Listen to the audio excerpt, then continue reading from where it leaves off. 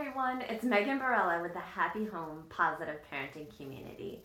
One of the main things that we work on as parents in my community is getting out of that knee-jerk triggered place of make that behavior stop with our kids. Usually when our kids misbehave or they have challenging behavior, one of two things happens. We blame ourselves and we go into that guilt and shame place, especially if we find that we respond negatively.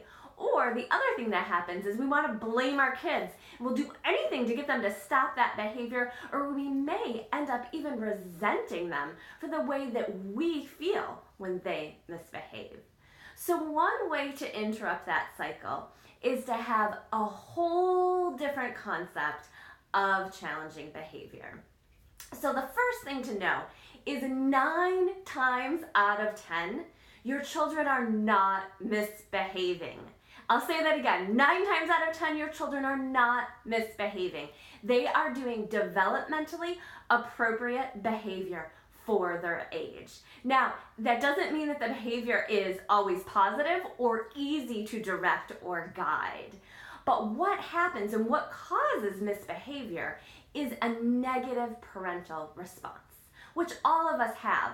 But when we get stuck in that cycle of challenging, developmentally appropriate challenging behavior, negative parental response, as that goes back and forth, that ends up creating a misbehavior cycle. So that's the first thing to know, is that 9 times out of 10, your children are demonstrating challenging but developmentally appropriate behavior. So to begin to see their behavior in that context.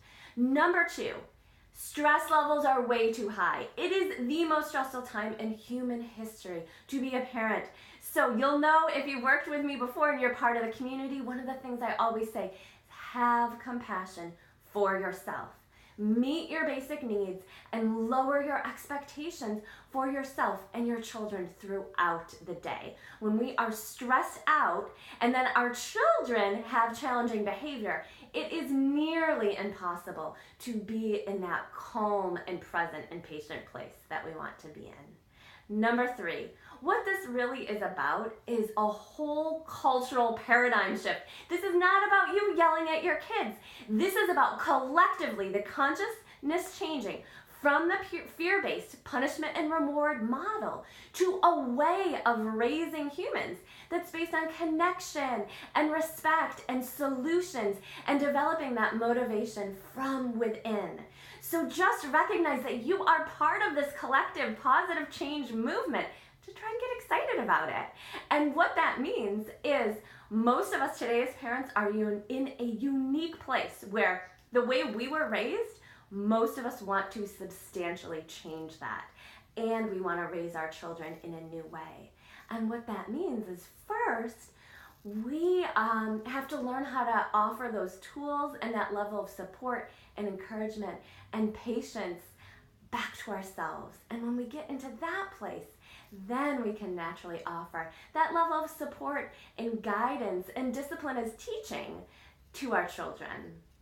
And what that includes a lot is just honoring the negative experiences that we had with our own parents or with our educational system and seeing that that's really the culprit. It's not our kids' behavior. The culprit is this old way of raising humans and that we're all working together to change that. In my community, I share the latest brain-based positive parenting tools so you can make that shift from fear-based parenting to parenting based on connection, cooperation, naturally, developing motivation from within and focusing on solution and developing this generation to be a generation ready to live their gifts, secure in who they are and ready to make a difference in the world. So next time your children are demonstrating some challenging, developmentally appropriate behavior, I hope you'll remember all that, or at least one thing. Have a great day, everyone, and know that we are supporting you and we are behind you. Take good care.